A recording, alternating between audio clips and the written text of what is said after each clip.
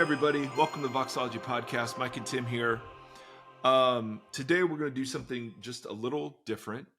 We found out last night, we were recording this on a Friday, Israel attacked Iran. Our friend Susie's family's from there. And we're, like many, praying for peace and wisdom and cool heads to prevail. But prior to that happening, Tim and I wanted to have a bit of a conversation around immigration. And just to let you know up front, I want to make the case for joyful, peaceful, and gracious non-compliance to the current administration's practices in enforcing immigration law and agitation for the changing of some of our policies. And so I have to give a bunch of disclaimers first. To critique this administration's immigration enforcement does not mean in any way, shape, or form that we are fans of the previous administration's lack of enforcement or policy.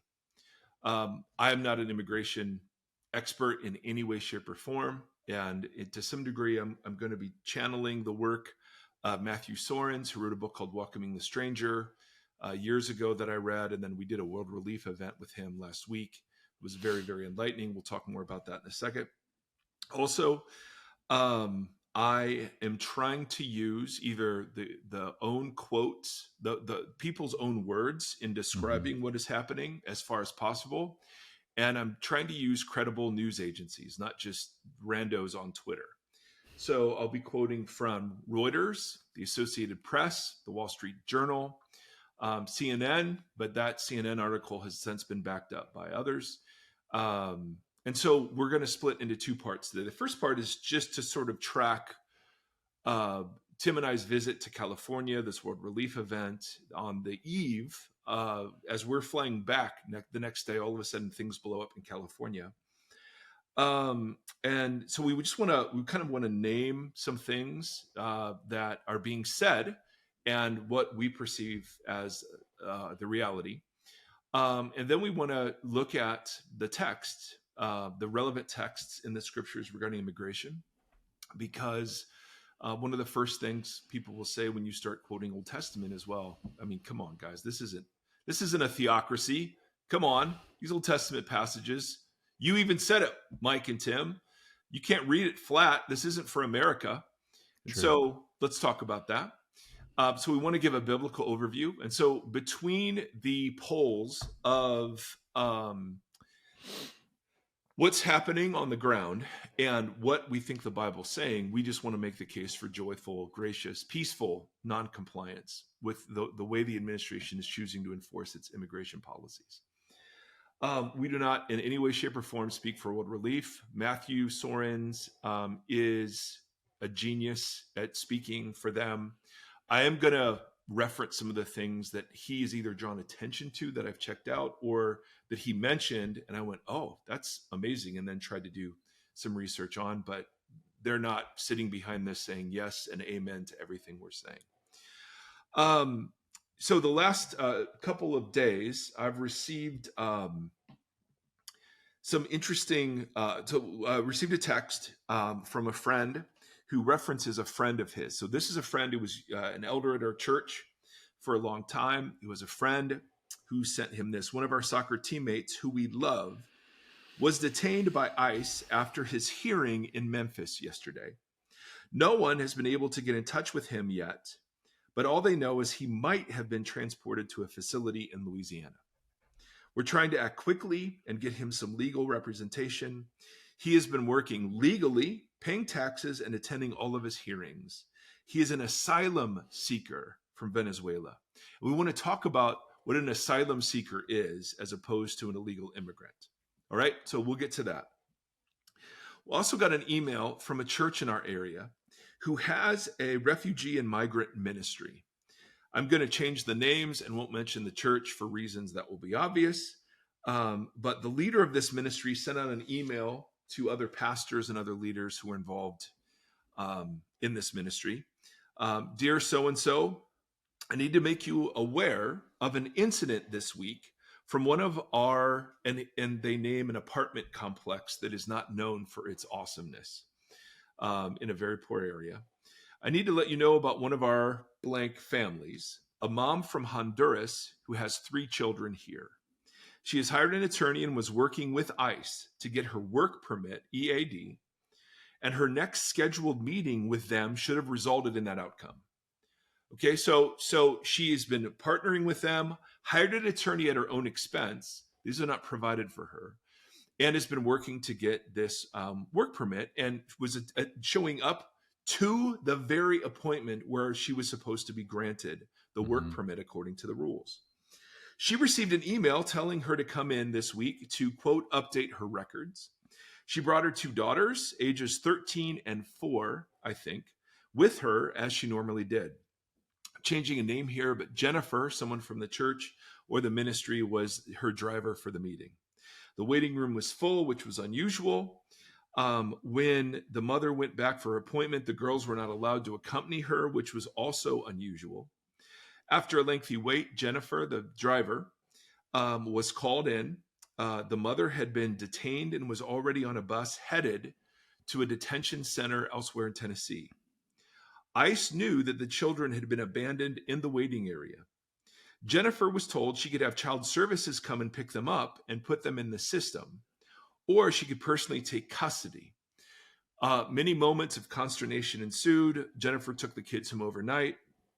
The resolution for now is that the girls are staying with a family in an apartment complex that makes their previous apartment complex look like the Ritz.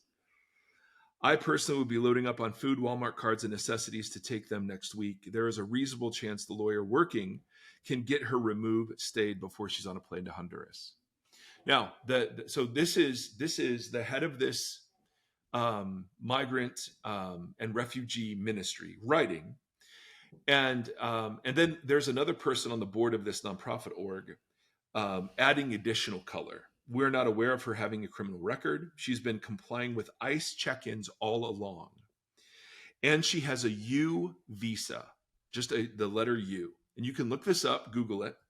A U visa is a special visa for victims of certain crimes that are committed in the U.S., okay? Committed in the U.S., who have suffered substantial physical or mental abuse. They have information about the crime, and they're willing to assist law enforcement or government officials in the investigation or prosecution of the crime. So if something happened to them in the U.S., they're willing to testify, and that testimony can help put away the whatever. So not only is she not a criminal, or they are aware of any criminal history on her part, she's actually a victim of crime from somebody as a citizen here, and has been voluntarily working with law enforcement to assist. Yeah. Yep. Okay. With an approved U visa, you're permitted to work.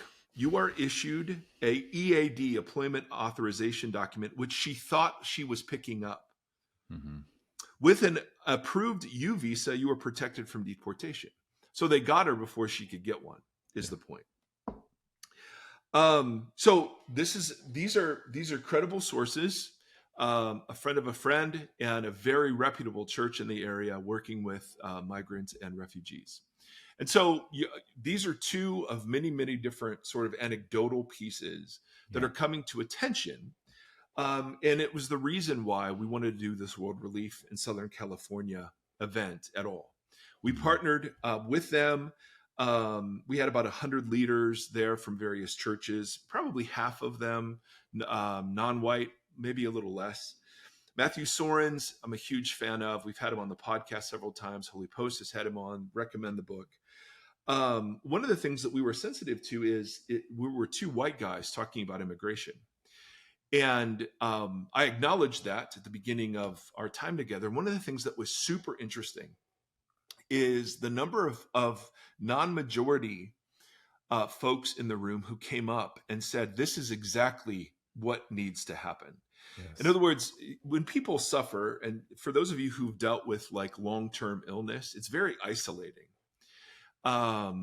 People who don't get it, they don't understand it. And so when somebody is a sympathetic eyewitness, it matters.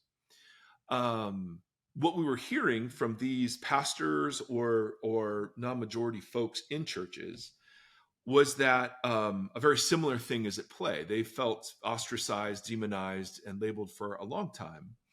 And to have the white church speaking, thinking, acting was actually something they encouraged. When we asked them, hey, what can we be doing? This was part of what their answer was. To hear from a couple of pastors from predominantly immigrant churches talking about they don't come to church anymore, they don't leave their house except for grocery shopping, and they don't go to work because of the fear that's been instilled, has been heartbreaking. One of the things that Matthew went over are the changes that the current administration has made to some of the practices and to some of the regulations of previous administrations. And the big question I think we were all wrestling with is, well, what's the role of the church in this? As Tim and I were flying back, it was an amazing event. There was loads of sadness and hope and lots of good information. We recorded it and we'll have it up on our YouTube channel sometime in the next couple of weeks, so you can watch it for yourself. As we were flying up after last Thursday, everything happened on Friday, and I'm just quoting here the Wall Street Journal's reporting of what led to the confrontation in LA. So the next several paragraphs are just me quoting this article. Even with the high-profile arrests of suspects by masked immigration agents and the plane loads of migrants swiftly ferreted out of the U.S., President Trump was falling short of the number of daily deportations carried out by the Biden administration in its final year. So late in May, Stephen Miller, a top White House aide and the architect of President's immigration agenda, addressed a meeting at the headquarters of Immigration Customs Enforcement, known as ICE. The message was clear. The president, who promised to deport millions of immigrants living in the country illegally, wasn't pleased. The agency had better step it up. Gang members and violent criminals, what Trump called the worst of the worst, weren't now going to be the sole target of deportations. Federal agents needed to, quote, just go out there and arrest illegal aliens. Miller told top ICE officials who had come across he told top ICE officials who had come from across the U.S., according to people familiar with the meeting. Agents didn't need to develop target lists of immigrants suspected of being in the U.S. illegally, a longstanding practice, Miller said. Instead, he directed them to target Home Depot, where day laborers typically gather for hire, or 7-Eleven convenience stores. Miller bet that he and a handful of agents could go out in the streets of Washington, D.C. and arrest 30 people right away.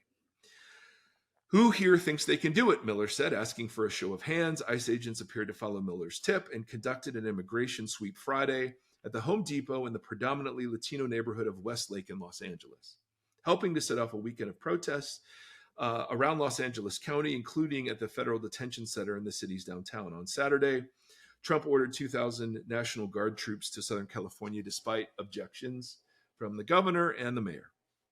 Law enforcement officers used tear gas, rubber bullets, flashbang, stun grenades against increasingly unruly crowds. Demonstrators threw tree branches, scooters, fireworks, and debris from a freeway overpass on the police vehicles below. The unrest has continued. There are no written directives, but officers have been told to do what you need to do to make more arrests. As this was happening over the weekend, I'm sure many of you saw some of the language being employed on social media to describe what was happening in LA. Stephen Miller, the aforementioned Stephen Miller, I'm going to read several tweets of his. Mass migration unravels societies. If you don't fix migration, then nothing else can be fixed or saved. A different quote: illegal aliens invaded America. The government of California aided and abetted that invasion. Violent mobs, incited by California leaders, attacked ICE officers to keep them from removing the invaders. California officials refused to send in the police to rescue the ICE officers, hoping the rioters would succeed in shutting down ICE raids.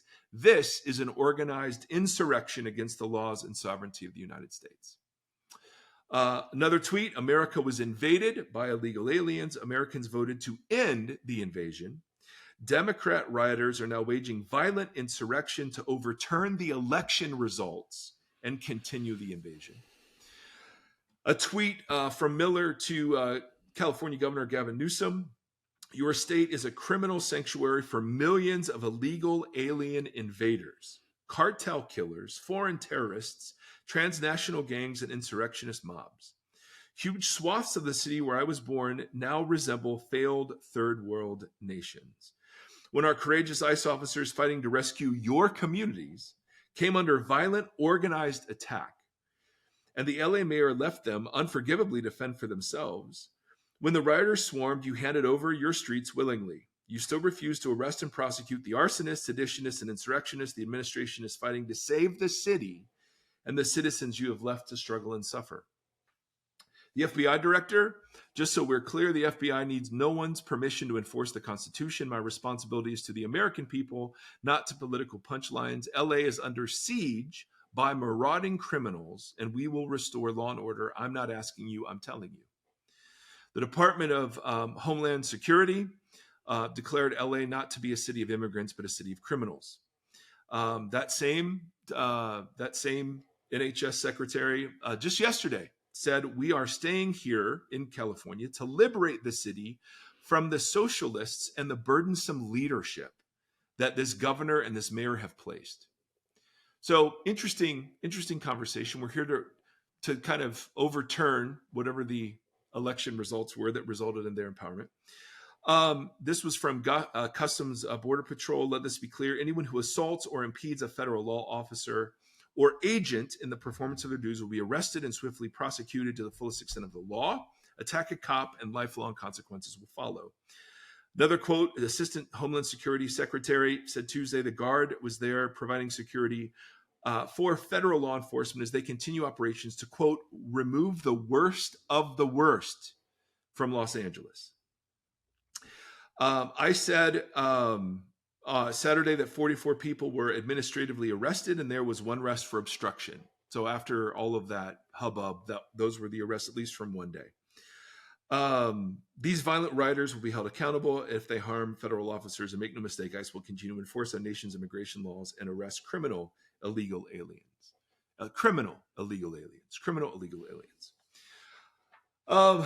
Our president on Truth Social wrote this.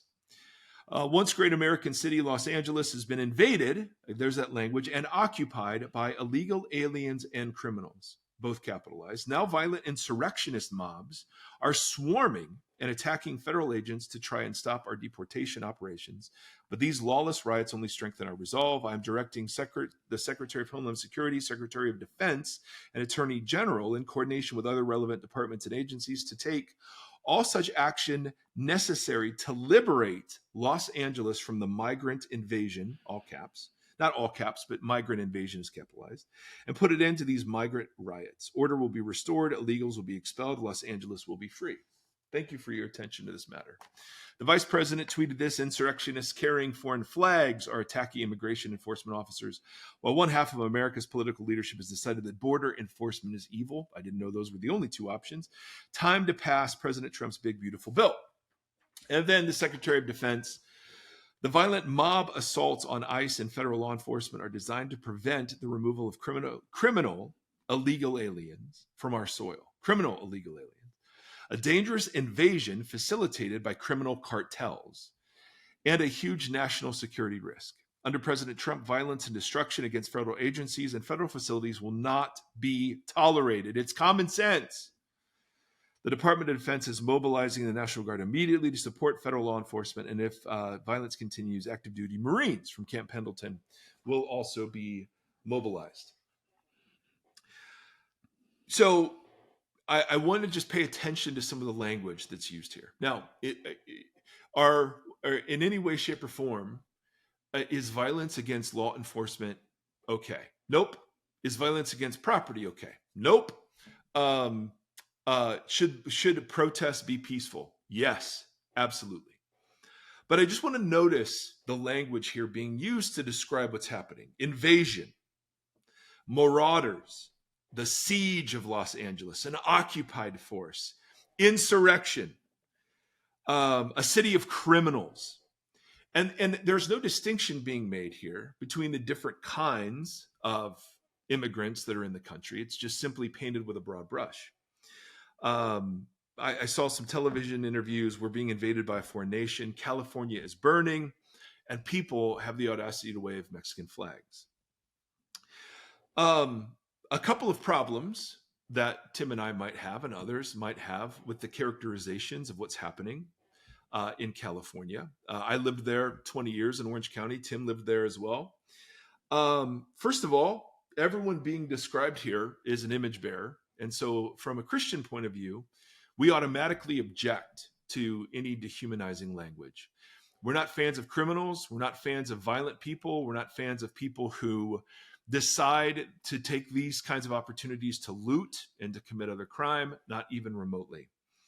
But the way this administration, even before the election, has demonized all immigrants, all of them, with very broad brushes, without in any way, shape, or form acknowledging the nuance or complexity of immigration policy, is anti-Christian.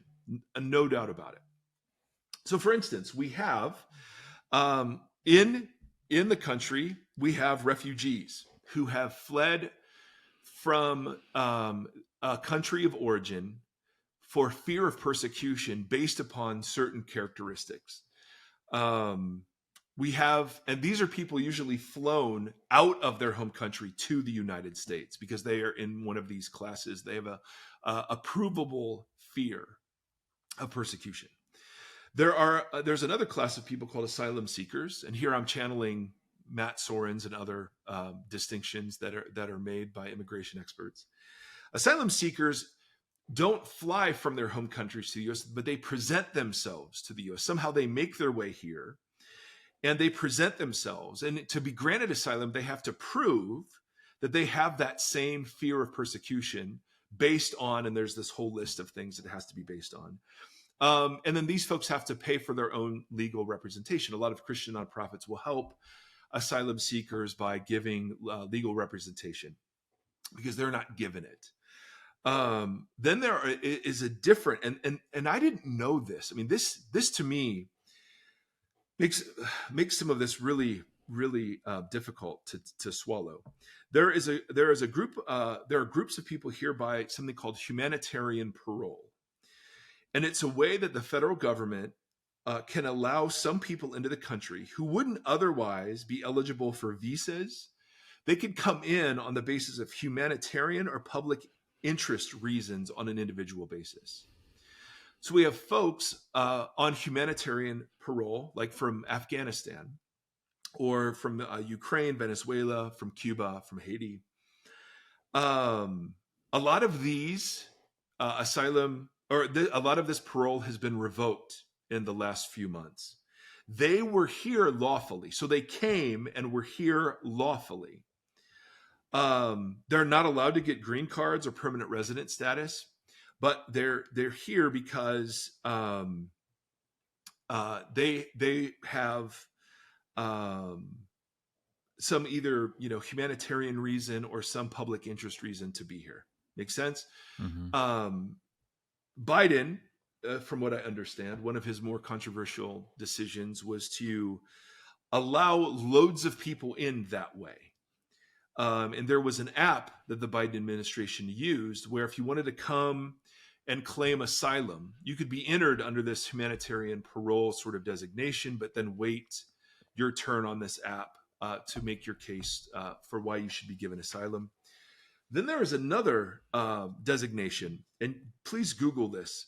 It's the difference between humanitarian parole and temporary protected status. Temporary protected status, both humanitarian parole and temporary protected status are temporary designations, but they involve different circumstances. Parole is a temporary entry granted to individuals who might otherwise be ineligible for admission, while temporary protected status, TPS, protects individuals from deportation due to unsafe conditions in their home country. So, for instance, you could name people from Afghanistan. You could give them temporary protected status because to send them back to Afghanistan would result in their persecution. Yeah. The point here is that when the administration characterizes all migrants as illegal, aliens, invaders, insurrectionists, criminals. It's not in any way, shape, or form honoring the vast majority of immigrants who are here, who are in the process of either being legalized or currently following the laws that exist. So one of the things Matthew said is that the vast majority of immigrants are lawfully present. Most of them are. Now, of course, there are many that are not, and that number's in the millions. But the point here is that legal status is dynamic. For instance, I just read an article yesterday. There are hundreds of thousands of people who are here legally, but because of one decision by the Department of Homeland Security are now declared illegal. Mm-hmm. So I'm reading from a CNN article. The Department of Homeland Security on Thursday told hundreds of thousands of migrants that their permission to live and work in the United States has been revoked. So they were here legally, and they should leave the country. The termination notice was addressed to nationals of Cuba, Haiti, Nicaragua, and Venezuela who came to the United States through a Biden-era parole program. That's the humanitarian parole. More than 500,000 people from those 4 countries benefited from the program, though it's unclear how many have since sought other forms of integration relief while in the United States. One of the things that critics of Biden's policies will point out is that this was exploited, like left and right. It was just a way to get people in without saying they're immigrating illegally. And that could be a very valid critique. I'm no expert on this. This notice, the article continues, informs you that your parole is now terminated.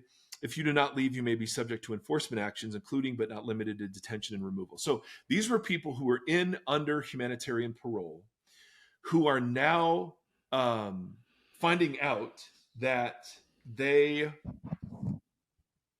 parole has been revoked. And so one of the things that ICE is doing is instead of going after criminals, although I'm sure some of that's happening, they're going after the people whose legal status was literally just revoked because they know where they live. They've passed criminal background checks, right? They have a database of who these people are.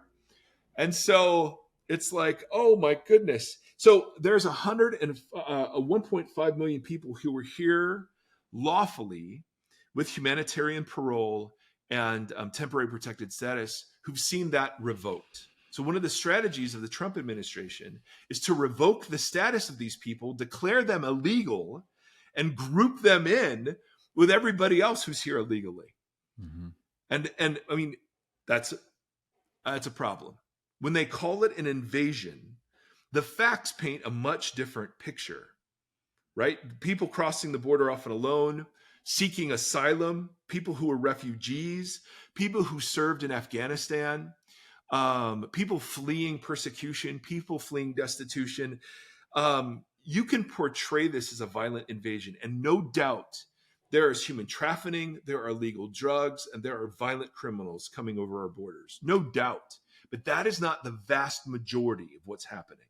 So to call it an invasion, a siege, an occupation by a foreign army just isn't the case.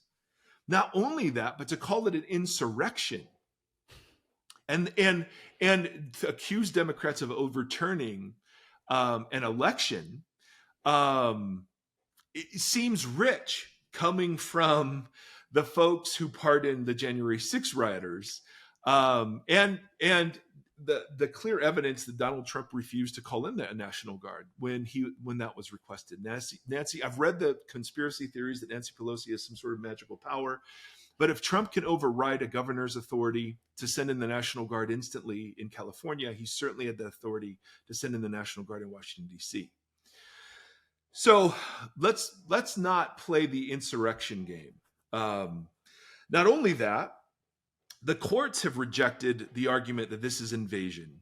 Trump had invoked the Alien Enemies Act to justify some of this, and that was struck down from the courts. In fact, several media outlets, even LAPD, said the riot only turned riotous after the federal immigration authorities used flashbang grenades and pepper spray on people who were protesting. In other words, it didn't start violent.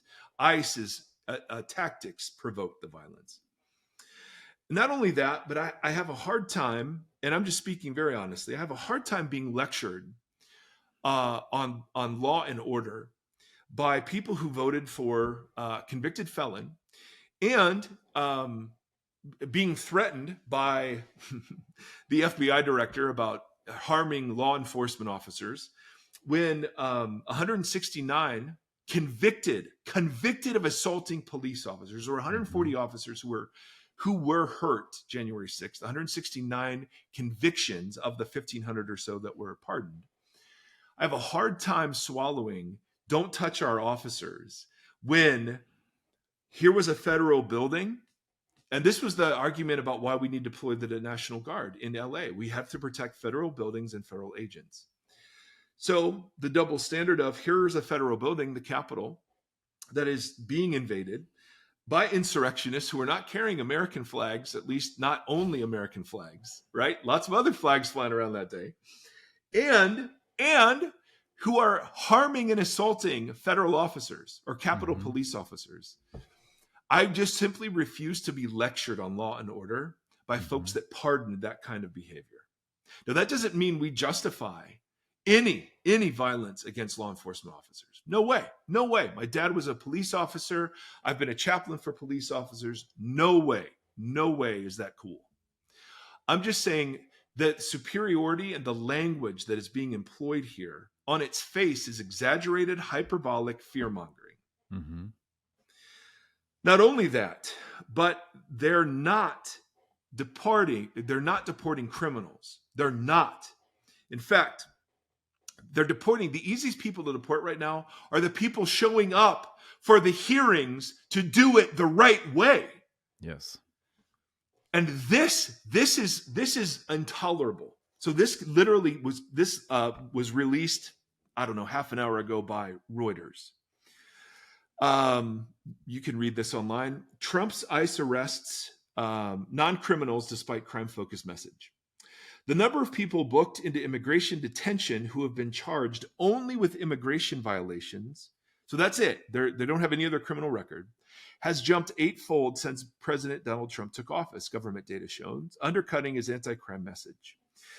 ICE enforcement detention statistics show the number of detainees arrested by ICE with no other criminal charges or convictions rose from about 860 in January to 7,800 this month, more than an 800% increase. Those arrested and detained with criminal charges also rose, and we're thankful for that, but at a lower rate of 91%. Trump took office in January, pledging to deport millions of immigrants in the U.S. illegally, framing the push as needed to remove serious criminals. The White House said ICE has arrested more than 100,000 immigrants as of early June, putting that daily average at more than double the pace last year under former President Joe Biden. Still, it remains far below what Trump would need to remove millions from the U.S. Top White House official Stephen Miller in late May demanded that ICE begin arresting 300 migrants per day, 3 times an earlier quota of 1,000 people a day. A policy director at the American Immigration Council said, when you have an agenda that sets quotas at 3,000 arrests a day, there are not enough people that pose a public safety threat to meet that number. And there are other statistics showing that now the majority of people have no criminal record. Now, the counter to this, of course, is, but they entered illegally, and so by definition, they are criminals. So we'll get to that in a little bit, but I want to acknowledge that that's the objection. I just want to point out that the Trump administration ran on deporting the criminals, the worst of the worst, and as that's potentially happening, what people are objecting to isn't the fact that the criminals are being sent away, but it's the fact that there's this indiscriminate net casting now that comes alongside of masked agents who are highly militarized, driving MRAPs and military vehicles into primarily Latino communities, knowing how provocative this will be. So some reporting about and one of the things I do trust are local reports. So, for instance, in Coral Springs, Florida, at least 8 ICE agents in tactical gear, shields, and rifles surrounded a home with guns raised to arrest a father with no criminal history. In Irvine, California, and again, I'm just quoting from news reports, ICE agents drove a phalanx of military vehicles in the Orange County suburb to arrest a person, though not for illegal immigration. They were seeking a resident son who had allegedly posted flyers alerting neighbors to the presence of ICE agents. This one, close to home, this was in Ohio. ICE sets trap to deport Ohio high school soccer star just weeks after his graduation. The teen soccer coach said agents were lying in wait for him. They informed us they were detaining and deporting him only. No explanation was given. His family is part of the intensive supervision appearance program, never told to leave the U.S., just to regularly check in. So I don't need to overmake the anecdotal point, and maybe some of you are enraged at the way this is being framed. But let's say some of these news stories are false or exaggerated, and they're hyping up political agendas. If half of this is true, though, then I think it gives us cause for concern about the way the tactics that are being used. And there are things that are different now. Because the question is, well, how come you didn't say anything about immigration when Biden or Obama was doing it? And we did. We talked about immigration quite a bit. This isn't the first time. It wasn't because we went to a World Relief event and got all fired up. We've been talking about this a long time because it's a biblical issue. So let me just go through one last section before we get to the text. Some of the things that have changed under Trump's administration, I just want to highlight. One is that the quota is up from hundreds a day to 3,000 a day. And the easiest people to get are those who just had their legal status revoked. They were legal last week. They're not legal this week. Boom. One of the things they do that is infuriating is they dismiss pending immigration cases. So, this is an NBC report. A recent memo to immigration judges obtained by NBC provides fresh insight into how the Trump administration is pulling off a new tactic, dismissing pending immigration cases, then immediately moving to arrest the immigrants. And that is part of its bid to quickly increase the number of immigrants it's detaining. In the memo, the Justice Department instructs immigrant judges who report to the executive branch and who are not part of the independent judiciary to allow Department of Homeland Security lawyers to make motions to dismiss orally and then move quickly to grant those dismissals rather than allow immigrants the 10-day response time that had been typical. Courthouse arrests have become a nationwide strategy. They allow ICE to boost arrest numbers with fewer resources. It also puts migrants in a corner. You're yelling at me because I'm illegal, but you do not allow me to become legal. Or I was legal last week and you've declared me now to be illegal. And the most tragic category of this happening are those who've come over from Afghanistan who helped our troops. Mm-hmm. When you revoke temporary protected status from Afghanis, you're saying it's safe to go back to Afghanistan. Another change, ICE had policies against going into churches. That's no longer true.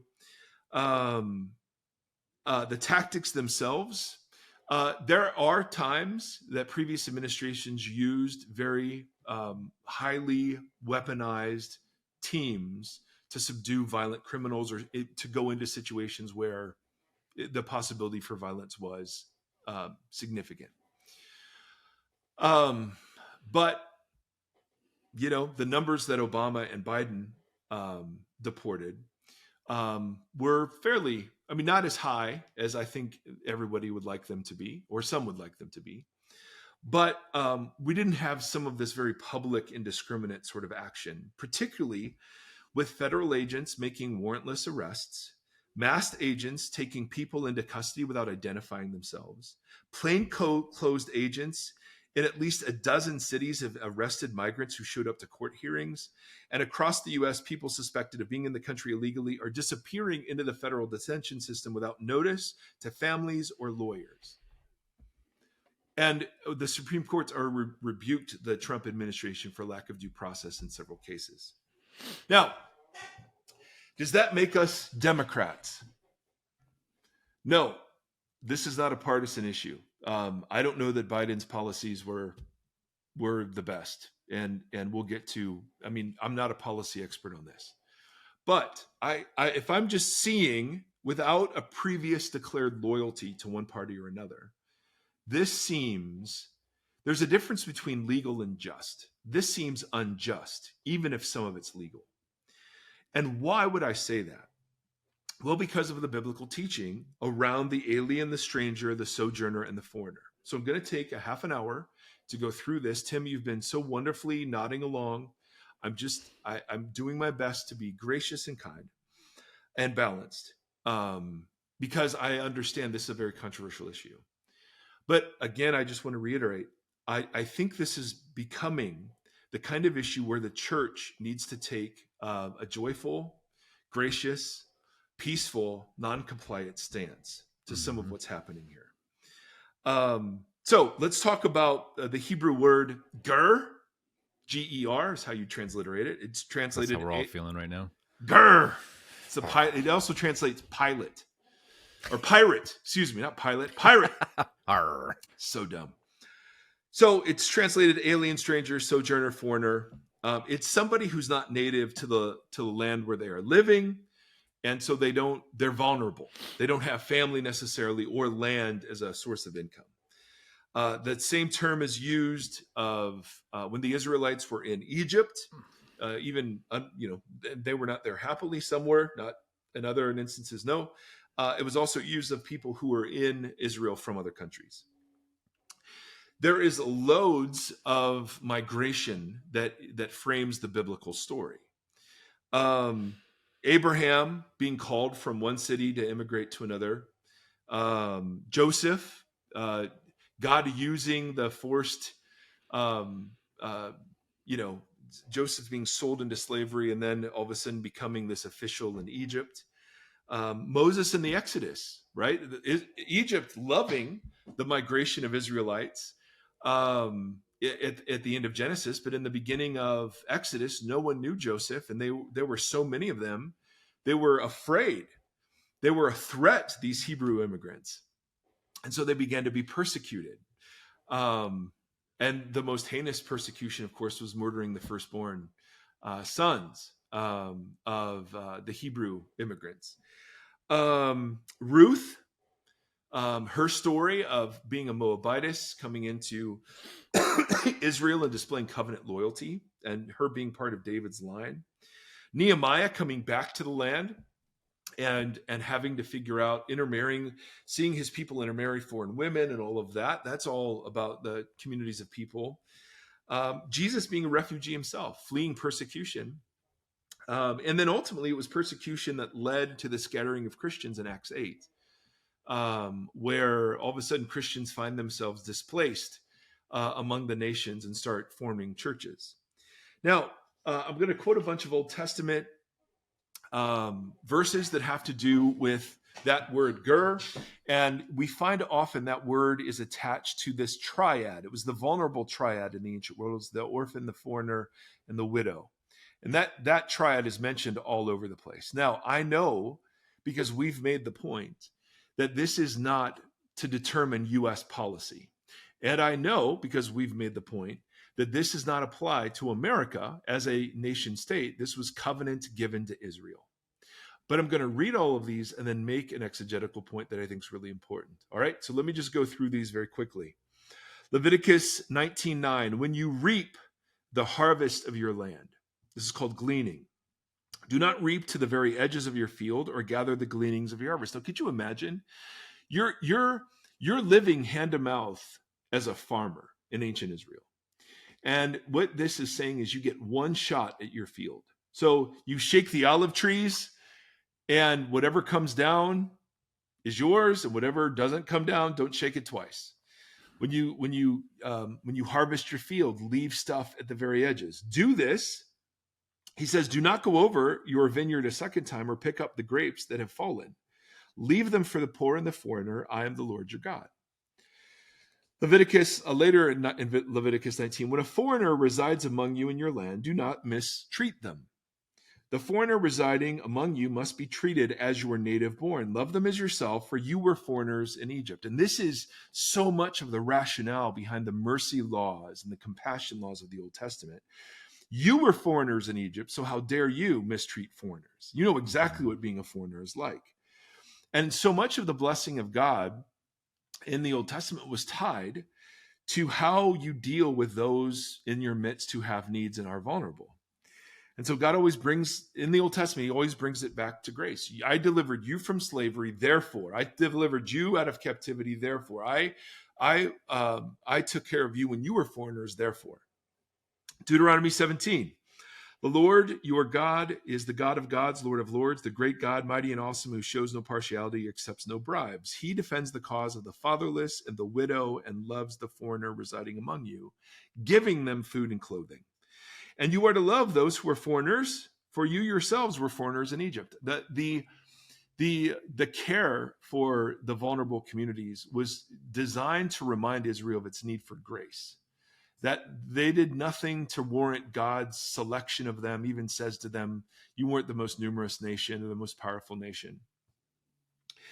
Deuteronomy 24, do not deprive the foreigner or the fatherless of justice or take the cloak of a widow as a pledge. Remember that you were slaves in Egypt and the Lord your God redeemed you from there. That's why I command you to do this.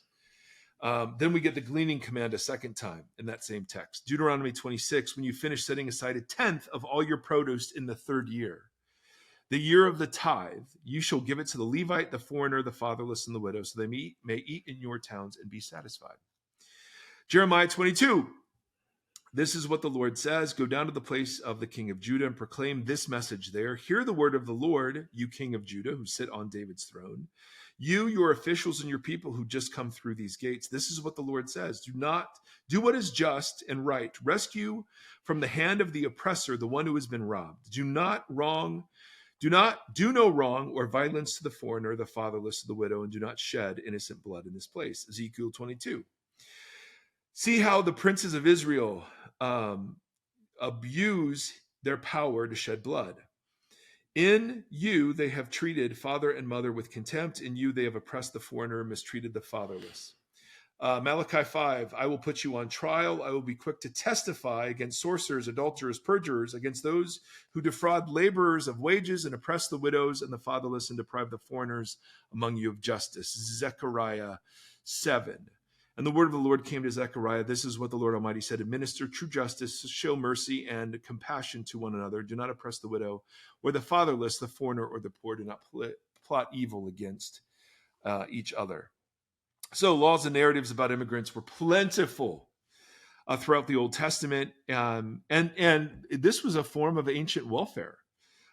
Gleaning, they would receive the third year, a portion of the third year's tithes. They were to be included in all covenant Sabbath laws so that they didn't work. I mean, this was like really, really ahead of its time. In fact, the commands to treat the foreigner well are utterly unique among ancient law codes. Okay, great, Mike. Old Testament says that we're not Israel and we're 21st century America and this has nothing to do with border policy. True. But if I were to ask you, why are you pro-life? What you would do is you would assemble for me a group of texts, some of which would be from the Old Testament. And what you would say is you would make the case that look at how God values life. Look at it. You would use the Old Testament and the reinforcements in the New Testament to show me that you can take something from the Old Testament that reveals a priority that should influence policy, right? Pro-life is the perfect example of this. I'm just simply saying, why wouldn't we do that with immigration too? I'm not saying you could fulfill justice to the foreigner in a million different policy decisions. This has nothing to do with whether or not you're a Democrat or Republican. It has everything to do, if you're going to argue for a pro-life position that uses God's emphasis on life all throughout the Bible, even though some of it's written to Israel, then I want afforded that same privilege to talk about God's care for the foreigners among us, the very socially vulnerable, especially when they're being scapegoated, and in some ways they're being intimidated and terrorized. Now, if all we had was the Old Testament, that was enough. But Jesus and the rest of the New Testament writers reinforce a lot of this compassion law. And I think that point about the pro-life movement is the most profound exegetical point I can make. When I talk to people about pro-life, they have no issue saying, yeah, Psalm 139, God knit me together in my mother's womb. Yes, that shows God values life. I'm just simply saying God values poor, God values the orphan, and God values the foreigner. Now, how that manifests, let's all have a great conversation about this. But that it should be a priority for God's people, I think, is without dispute. Especially when Jesus gets a hold of this idea. I've got two more kinds of biblical texts to go through. In Matthew 25, this very famous one, Jesus tells a parable about the sheep and the goats, of course.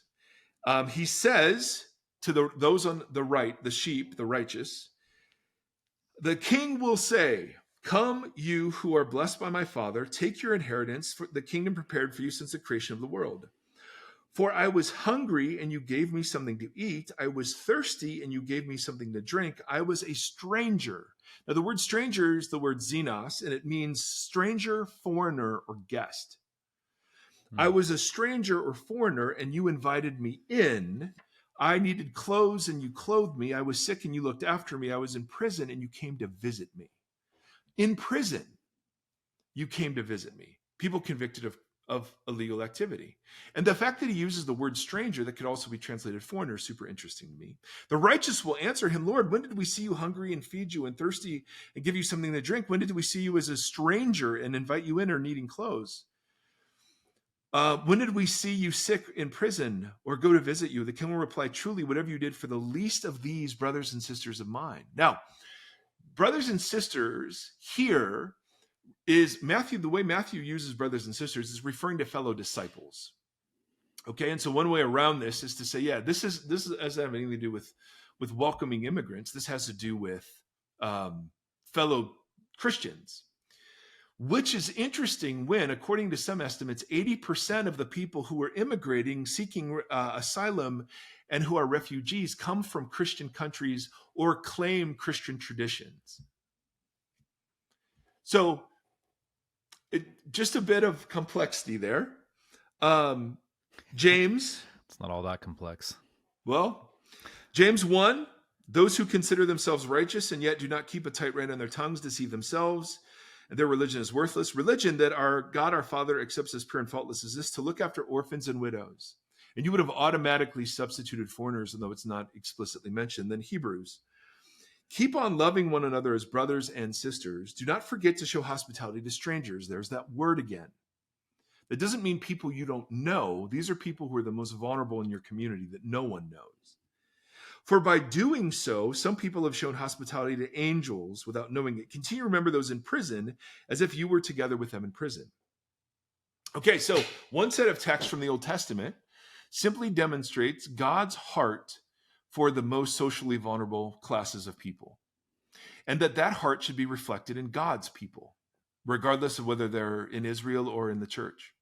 Another set of texts, and we could do, what Jesus does with Samaritans is another example of this. Samaritans were called foreigners and exiles and strangers, and even much harsher language. And then Jesus has the Samaritan as the hero of one of his stories about neighborly love. You have all of that we could reference. But one of the things that's most interesting is that the New Testament takes the issue of like refugee, immigrant, exile, foreigner, and it says, church, you are to assume that posture in relationship to the world. Now, this to me is really, really profound. In other words, it's not just that we sit here as American citizens determining who we welcome and who we don't. All right, according to the text, we're brothers and sisters, and wherever we find brothers and sisters, whether they're in prison or whether they're naked or whether they're being malnourished, we clothe them, we feed them, we visit them, regardless, right? This is true religion. And in some cases, according to Jesus, you're welcoming me. And in other cases, according to Hebrews, who knows who these people actually represent? But then the New Testament takes, and this is my big argument, the mission of Israel and applies it to the church. All right. So instead of using foreigners to Israel, now the church are foreigners to the nations. And because they're foreigners, they're to welcome foreigners. It's the same logic of the Old Testament. So for instance, and I'm sorry, this is just a long diatribe. I thank you, Tim, for just sitting and looking at me and nodding. Your neck has to be getting tired. 1 Peter 1, an apostle of Jesus Christ, Peter, an apostle of Jesus Christ, to God's elect exiles scattered throughout the provinces of Pontus, Galatia, Cappadocia, Asia, and Bithynia. Now, the word exile, so he uses the word exile. That Greek word is referring to someone who is settled in a given place on a temporary basis.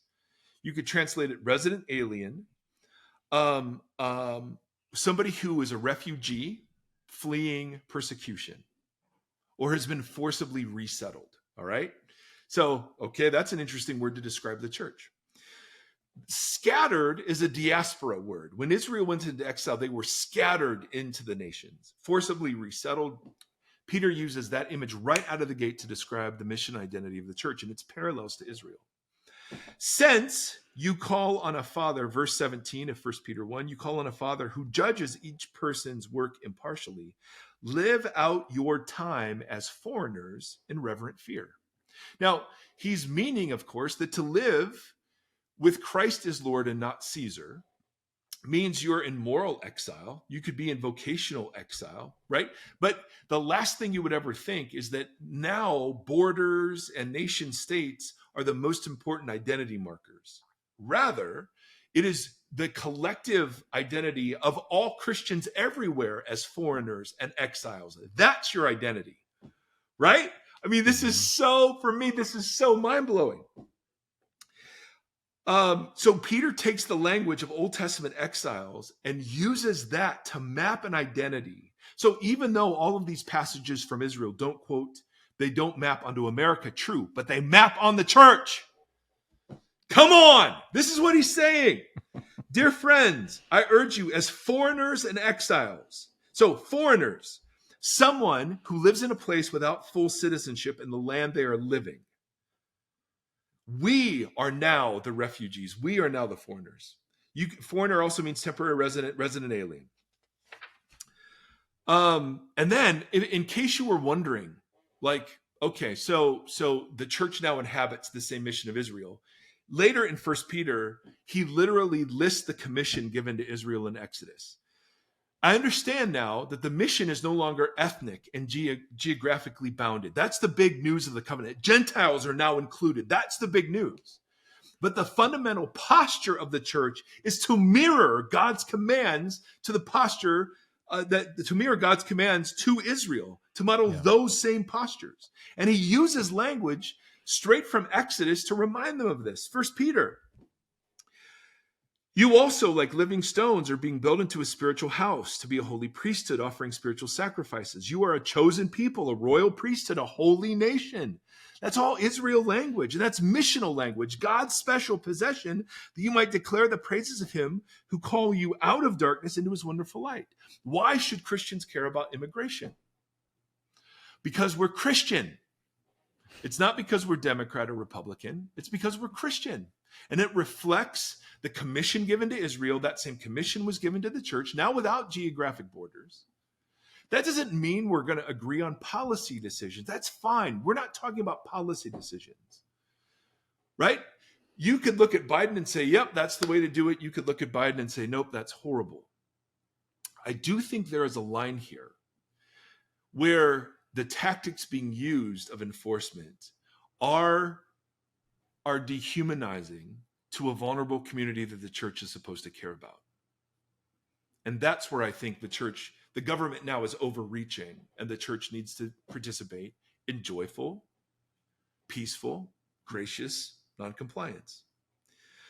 One other text that is super important in this discussion. We've been going an hour. I'm thirsty. I love you, Tim. I'm sorry I'm ranting. Justy just asked me if I wanted a chicken sandwich. I'm going to say yes. Sure. Yes. From where? Philippians.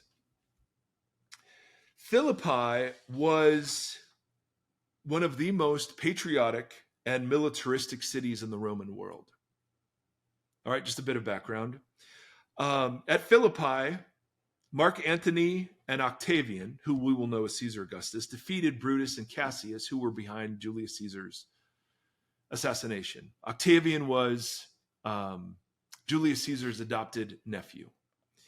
So Philippi was the site of one of the most important battles in Roman history, where the civil war that had been raging for a decade finally ended. Because of the victory, Octavian made the city of Philippi a Roman colony, which gives it special status, and populated it with a large number of veterans from the Roman legions. This guaranteed that Philippi would continue to live according to Roman values in ways that no other settlement program, could embrace. Luke even highlights this when, of all the cities that, or all the colonies, all the Roman colonies that they visit in the book of Acts, he only names Philippi as a Roman colony. He doesn't think that's an important designation for any one of them until they get to Philippi. All right?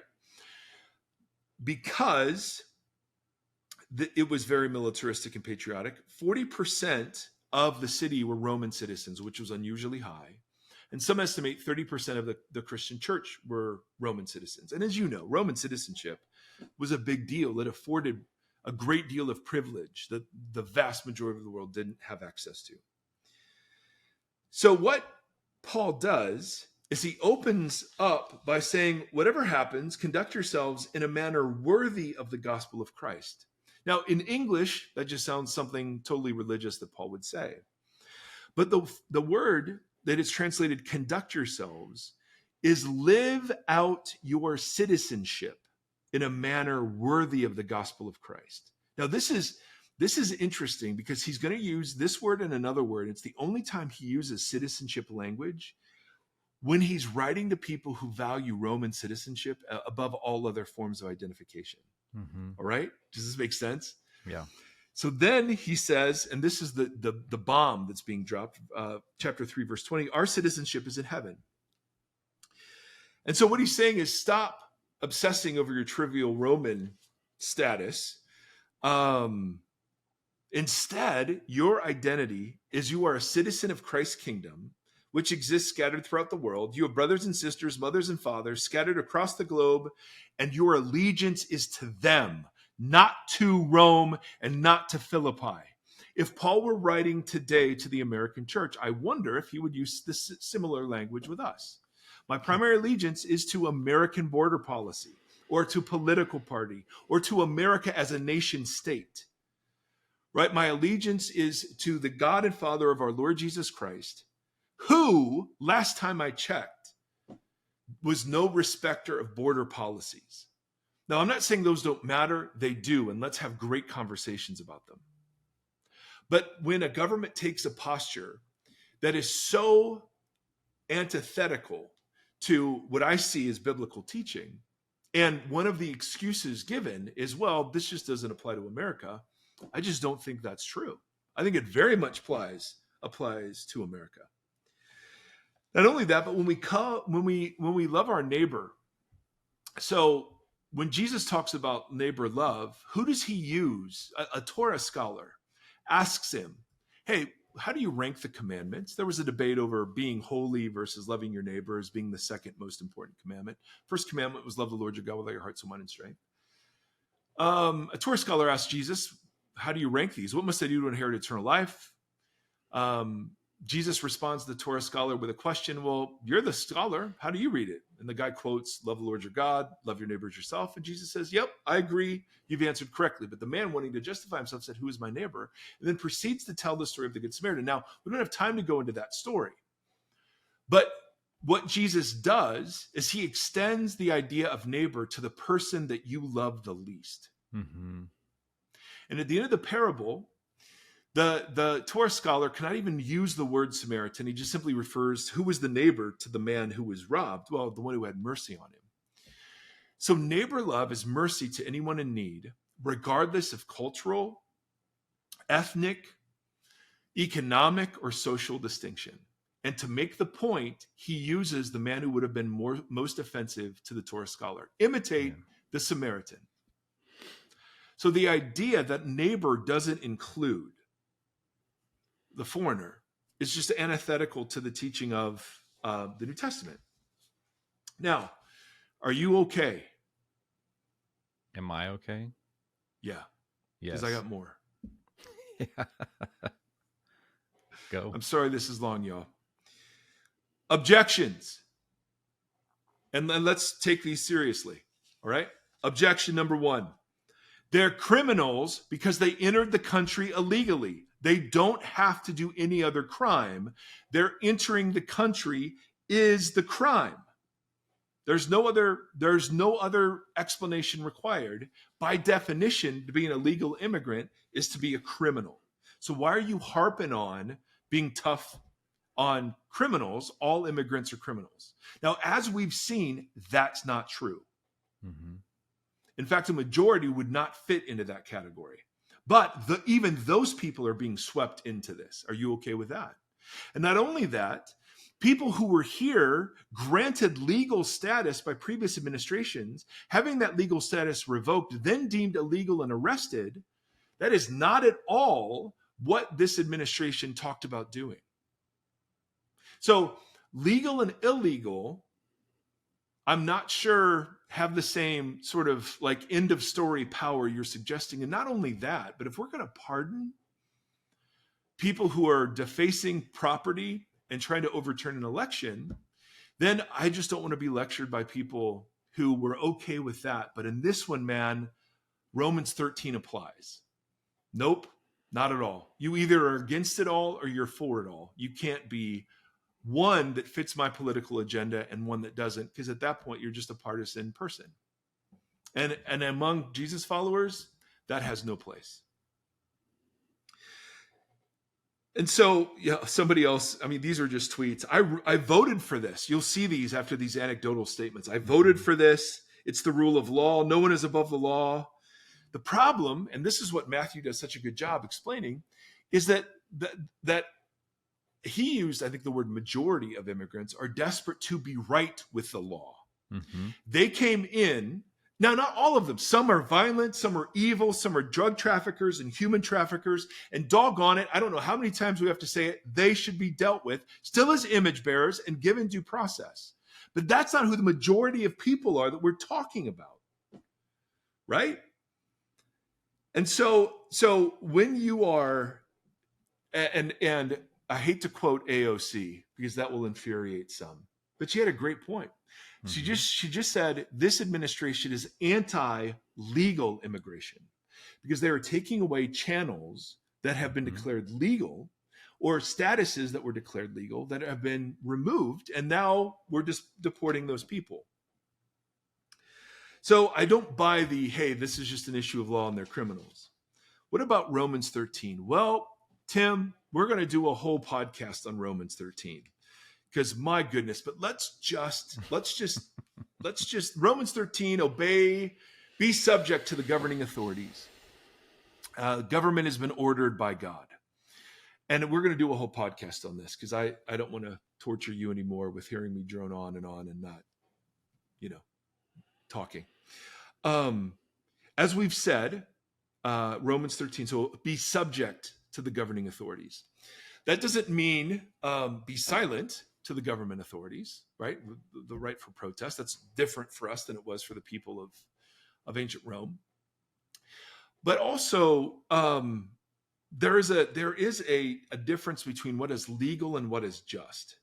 Yes. And so Romans 13 gets applied really inconsistently. So for instance, suppose Christians are going into an Islamic country and they're smuggling Bibles. Does Romans 13 apply there? Or let's say the government decided that it was against the law of the land to own guns. Does Romans 13 apply there? Right? I mean, I'm just saying, like, it's applied super inconsistently. Mm-hmm. And it's often held in tension with, well, we either be compassionate or we obey the law. And that is an utterly, absolutely false dichotomy when it comes to immigration. As we've seen, it's far more complex. And the administration, in order to arrest more illegals, is creating more illegals. And so I'm just not sure. And not only that, the Bible itself says there are times when the apostles will say we must obey God rather than the laws of men. So Romans 13, and I really want to do some exegesis of this sucker because it gets thrown around like it's just some end all. And by the way, it only says that that government is ordered. It's not that government is approved of or established. It's not talking about individual governments. It's talking about the role of government in general, some of which are authoritarian and fascist, some of which are democratic, some of which are monarchies. It has nothing to do with endorsing the policies of a particular administration. And so if we're people of justice, then it is totally within the purview of the church to advocate for just laws, even if a current administration deems them illegal at this point. And legal and illegal, those definitions, as we've just seen, they change all the time. And you have examples of civil disobedience all throughout the text, right? I mean, the Hebrew midwives, Rahab, the Magi, right? Daniel. So be subject is not unqualified by the text. So what about Biden? This is one I get all the time. And so this is Biden's mess. So a couple of quotes from people who believe this. This wasn't about importing productive citizens. They allowed everyone they could, anywhere and any way, in order to meet Biden's quotas. He wanted to run up the score, and it's going to tear the communities blue and red apart. Now, I've heard from people from non-majority cities or cities who live in non-majority communities within those cities who point out the hardships that have been created due to unchecked immigration. I lived in Costa Mesa, California, and we had a local school. It was less than 20% of the school spoke English. We needed specialized care for one of our children. There were only 2 doctors in Orange County who provided this care. We were talking to him, and one of the reasons he gave that there were only 2 is because hospitals were forced to lose money by treating everybody who comes into their doors, primarily people who are undocumented. So I don't want to minimize the fact that immigrants don't cause problems. And maybe the Biden administration's previous policies were not great. Somebody said, easy to say about caring for immigrants when your side discriminately let tens of millions in to ensure that your despicable party gain permanent power. So I hear that a lot, that Democrats are pro-immigration because immigrants usually vote Democratic. And maybe, I don't know. I mean, if we can countenance Republican attempts at voter suppression and redistricting, then sure, maybe Democrats are allowing loads of immigrants in for that reason. But this is what this person says. This is about deporting illegal aliens. This is about not bankrupting the country with people who need thousands of dollars a month from the government just to live here. This is about deporting criminals. Yes, they're breaking the law by being here illegally. So we don't bankrupt Medicaid, Social Security, FEMA, whatever else social programs have been created to support American citizens. So one big argument is, hey, we're not taking good care of American citizens. So why are we letting all these people in? And that's great. I mean, one of the things Matthew says that I could not agree with more. He says, if you want sane immigration policy, here it is. We should make it harder to come in illegally. We should make it easier for some to come in legally. And we should have compassion and a path for people who are already in the country. Where I get fired up is you have this whole class of immigrants who are trying to do it the right way, who are being detained without due process, who are being intimidated. So you can say it's just about criminals, but it's actually not. Mm-hmm. In fact, we know it's not because yesterday on Truth Social, the current president admitted that he was hearing from farmers that as they were beginning to target farmers in Central California, their workforce was depleting. And so he promised to make an exception. And so again, it's just not at all consistent. And then I get this one a lot. So you're just advocating for open borders. And the answer is no. Not even remotely. I think Romans 13, the government has a right to regulate immigration. I think that's wise policy. I think the government has a right to enforce borders. I think that's wise policy. Absolutely. That's not the issue. Right? You can, what about Biden? Did you disapprove of Biden and whatever else? This is about how our current immigration policies are being enforced in ways that have changed greatly over the last 6 months.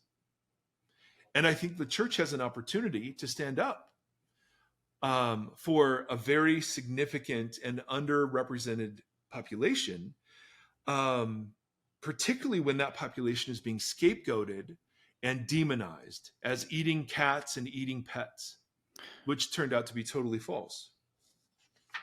Timothy, sharp intake of breath.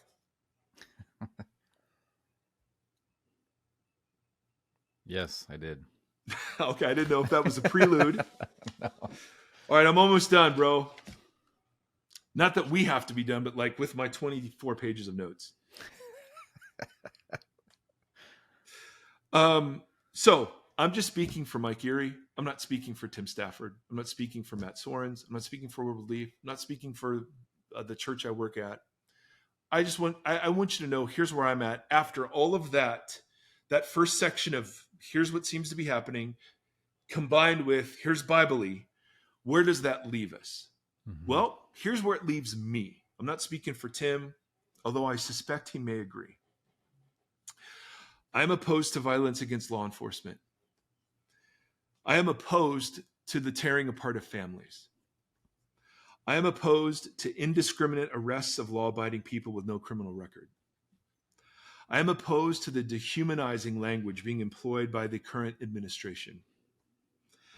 I am opposed to the bait and switch, where people who are being promised legal process are being denied that process so that they can be detained and deported. They're being detested too. And they're being detested. I oppose the use of face coverings and highly militarized equipment to make public indiscriminate raids. I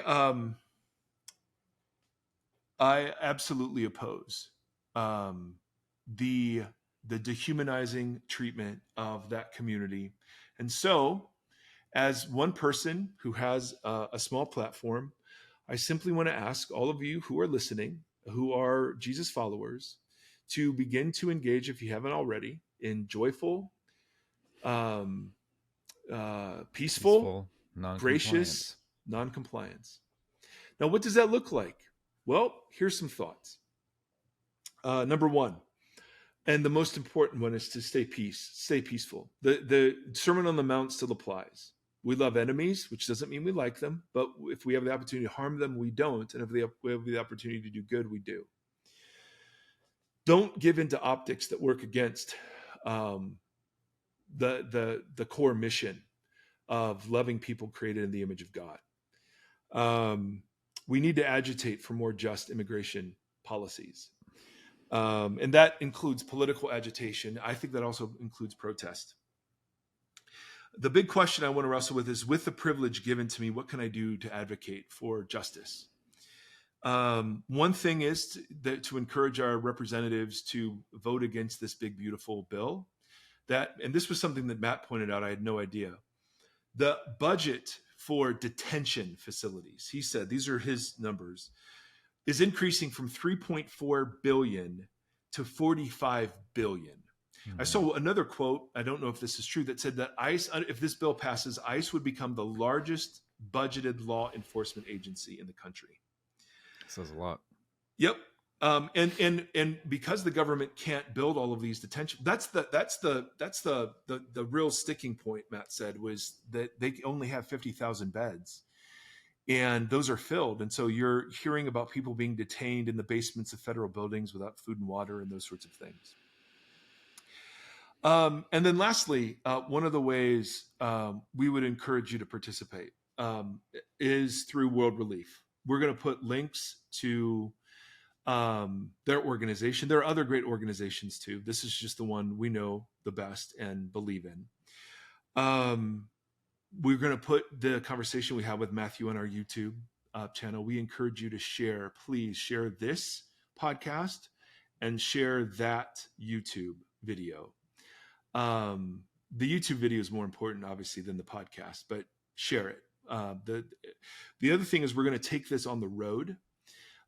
We want to go, and we're still ironing out details, but the idea would be to take what we did in Southern California, take it to communities that are being targeted next, and to do these sorts of conversations in a very gracious way that allow for conversation to take place. If some of you want to give to World Relief, or you want to help fund that roadshow, email us for more information about that. We'll put the World Relief info there. As we record this, there are protests for tomorrow. I think it's called No King protests, 2,000 of them around the country. There's one in Nashville. I'm not sure I'm going to be able to get there. It's an early one, but they will be over by the time you hear this. But I was at least encouraged by, and again, I mean, I've heard all the fear mongering. Well, they have pallets of bricks and they're going to turn into riots, and that just don't buy that. Just, it's not true. It's not true. Some agitators may turn violent, but that does not count out however many hundreds of thousands of people who are going to turn out, who are just like us, saying, this is too far. This is too far. And then lastly, and this is the hard one, if you're here and you're a pastor, I have to be super careful how to navigate this in my church. In fact, I had to let my church know that I was going to have this conversation this directly with this much opinion. I don't want to push them into places they don't want to go. I'm a teaching pastor. I'm not a senior pastor. I'm not on the elder board. And so I want to respect the process of eldership and governance. And I want to be, as much as I can, respectful and gracious to those who disagree. But I do think that one of the things that has become clear is that immigrant churches need majority culture churches to begin speaking about this. Mm-hmm. Even if it's just a prayer, even if people walk out, even if you get emails. I do think this is similar to what George Floyd was. This is a moment where you can call it woke. That's fine. Don't care. I call it biblical, where I think we have our opportunity to present the church in its, because we've talked about, right, what's the most political thing the church can be? Well, the most political thing it can be is the church. Well, what's the church? Well, we've talked about it. It's cruciform in its policy, it's new creation in its posture. But one of the things the church does, according to the New Testament, is it calls out the overstepping of governments that begin to claim allegiance for itself. So one of the things that I want to end on is the White House released a statement on Pentecost. Now, I'm sure White Houses do this. I'm sure they do it, in Hanukkah, and I'm sure they do it on other Kwanzaa. I'm sure they do this regularly, release statements on things. And so I have no objection that the White House would acknowledge there are loads of Christian people in the country. No objection to that, even whatsoever. Hallelujah for it. As we also celebrate this glorious feast day, we honor all Christians who, like the apostles, have willingly endured persecution because of their faith. My administration will always defend the right of every American to worship God freely and without fear, which is interesting. Of a lot of the immigrants that are coming are either facing persecution because of Christian commitments, or they're coming as Christians. For this reason, I created the White House Faith Office and proudly instituted the White House Liberty Commission to safeguard and promote America's founding principle of religious freedom. Amen. This is the sentence I object to. Under my leadership, we are protecting God in the public square and emboldening every believer to live their faith freely, openly, without threat of persecution. So let's take the White House at its word.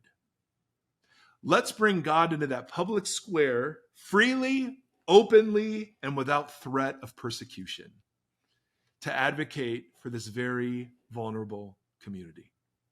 Tim, last thoughts. No. I have an hour and a half worth of thoughts. I know. I'm sorry.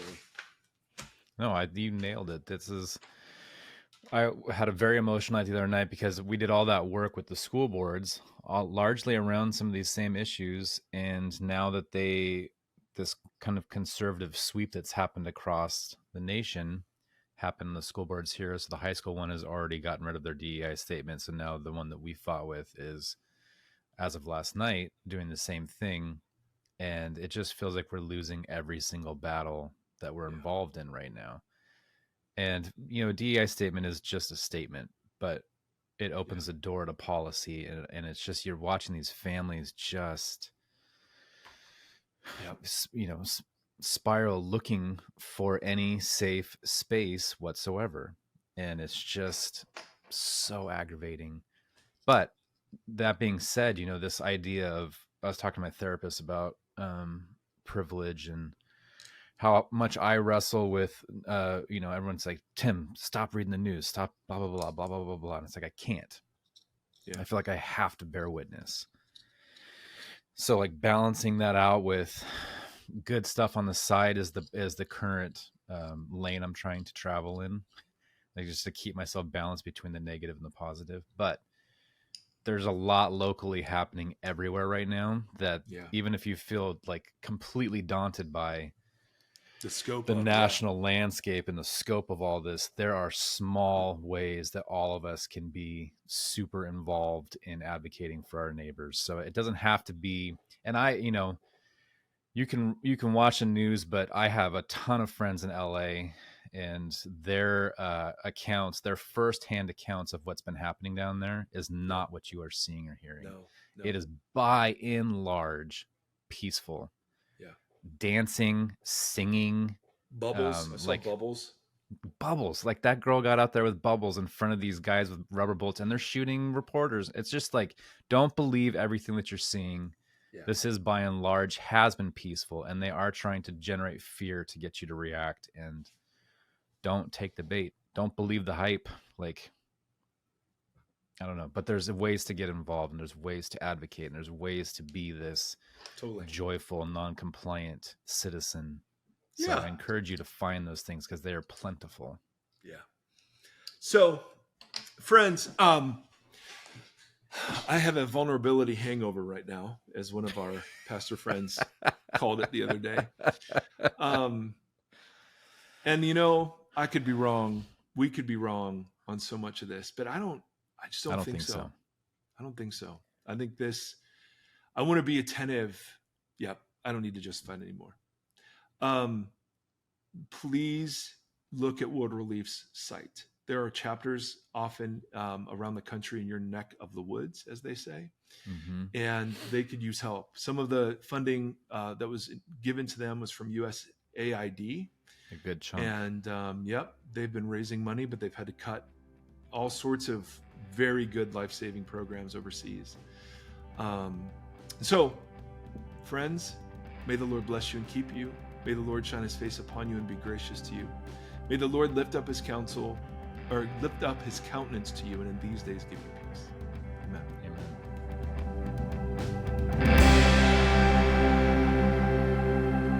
Thank you for listening to this conversation.